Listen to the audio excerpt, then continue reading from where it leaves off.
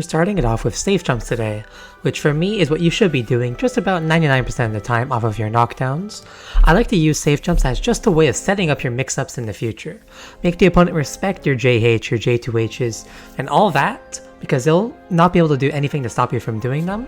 And then once you're being respectful and blocking it out and not doing anything that could deter you, is when you start doing a lot of your mix-ups with the 2K, the overhead kiss, the dust, all of that good stuff. Some of these are hard to time, like 2D into JH. That's not auto time, you need to work on that timing in training mode. But as long as you know how to end your combos correctly into a way where you can always do a safe jump, I think you're going to do pretty well as Mei. This is a big flaw I see in a lot of different Mei players that I've been coaching, so I recommend learning all of these and getting super duper good at them, because if you do learn them, your Mei gameplay is going to go through the roof. It's just very crazy. Also be learned to learn which knockdowns don't lead to a safe jump. Like for example, dust here, you can never get a safe jump, so you have to choose a block if you think they're going to do reversal. Now real quick, while you're watching this Tech.io gameplay, did you guys do well as CEO to whoever went here? If you didn't do well, here's how I can recommend you can do better next time. Go into the description down below, get some Mei coaching from your boy, and help support the channel by doing that. I'll analyze your replays, we'll play it first to 5, I'll give you a notebook to show you all the mistakes you made, how to improve them, how to improve your life. It's going to be great. Just message me and we'll try and figure something out. The next thing we're going to be talking about here is the future of the Mei meta, and I mean this unironically, which is off the ground setups. Basically, anytime you can get a knockdown and then dash forward and do a close slash into a run cancel, you should be taking that opportunity because of the sheer amount of options you get off of it. For example, you can just do run cancel into close slash and it'll basically frame trap every single option they can take except for reversals. And you can do overhead kiss to beat DPs, grabs, and stuff like that if they're being passive to stop you from just mashing close slash on them.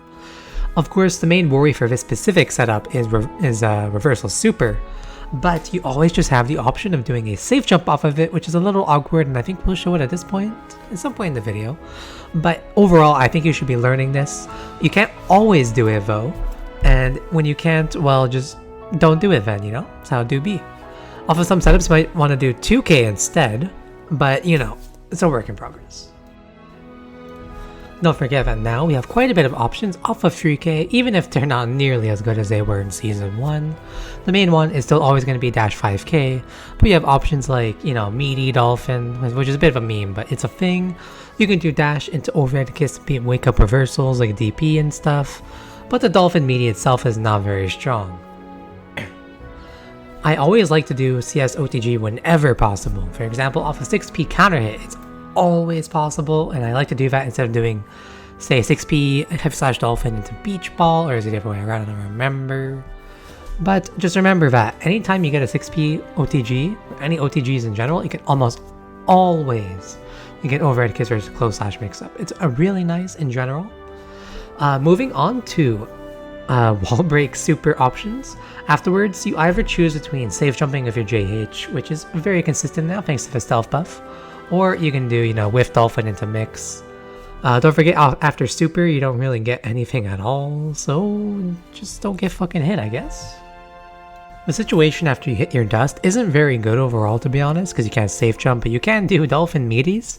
I don't think there's actually much else you can really do here, so just good luck, bro. Don't get DP'd. Have some balls.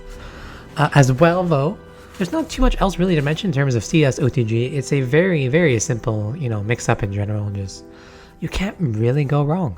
I recommend working this into your gameplay as soon as fucking possible, because it's gonna really upgrade you in general.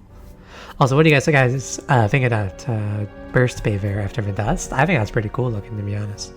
So keep it in. This next section here mainly just shows off some overhead kiss mix-ups you can do to hit the opponent.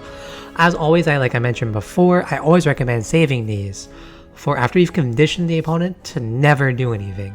Because remember, your frame traps and your safe jumps are the main thing a Mei is good at during her advantage state. So it shouldn't be really hard to set up a lot of these, because the opponent is really going to be scared of mashing, especially if you actually get a frame trap off.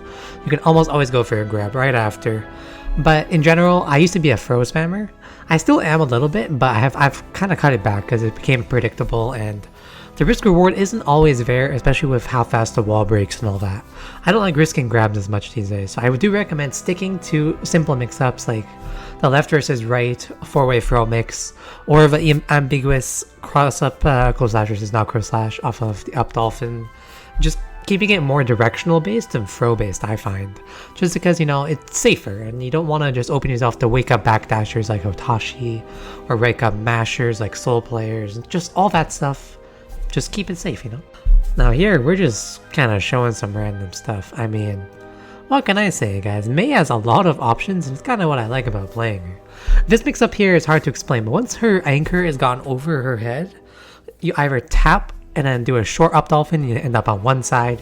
You hold it and you end up on the other side. You can train to react to it, but I mean, you'll probably hit it at least once if you go for it. Now, I have a friend in the server named Toby who said it's not worth going for because you can just do a full combo forehead. Maybe he's right, but at least it's an option, you know? Otherwise, yeah, don't do the random 2K like I was showing there after the close slash, because it still works for sure, just kind of not auto time, so consider not. So this is unironically the only time I'm going to praise Beach Ball in this entire fucking channel, okay? So when you're trying to play around like parry spammers like BAIKEN, you're always going to want to have an option where even if they parry, you can still get some kind of offense or combo off. Which is where Beach Ball comes in. I don't know why this works fully, but it kind of just works. If they do wake up backdash, you can gamble on it and they might escape the Beach Ball. But usually if you do your setups correctly here, you're almost always going to counter hit them or catch them jumping or catch them backdashing. And if they block, you get dash overhead kiss or dash close slash on block. They can still parry the close slash after, but I mean, if you're getting parried there, I mean, just a skill issue. I don't know, bro. What can I say? I'm really a big fan of this setup, actually. I've been using it a little more. It's also good against Anjis when you keep it in mind. Don't use this against other characters, though, I think. Don't forget you can do a double jab to set up this a bit easier after some of these setups here. I think up dolphin is the main one you have to double jab, which is fine. It's pretty cool. Makes you feel like a Street Fighter player, so you know, it's good. I can't diss it at all, and I'm glad we finally found the use for Beach Ball in Season 2. Very rare, very hard. Very nice. Now, this section might seem a little weird, but I'm mainly just going to be talking about setups here that you shouldn't be using. I don't know where people got this fucking idea of doing random dolphin here when it doesn't even kill, but just keep it in mind. Don't do that. Just take your meaties instead. It's going to probably lead to more net damage, even if the dolphin might do more damage in the moment. Don't do 2H Beach Ball. Please watch my video on it. Just trust me. And yeah, I hope you guys learned something interesting here. Look at this cool little mix-up. Consider getting coached. I know this video really sucks ass. I don't want to be seeking attention, but this video was stuck in the burner for a while. So, I hope you guys learned something interesting. If you found it entertaining, hit the like, hit the subscribe. Good day, boys. Bye-bye.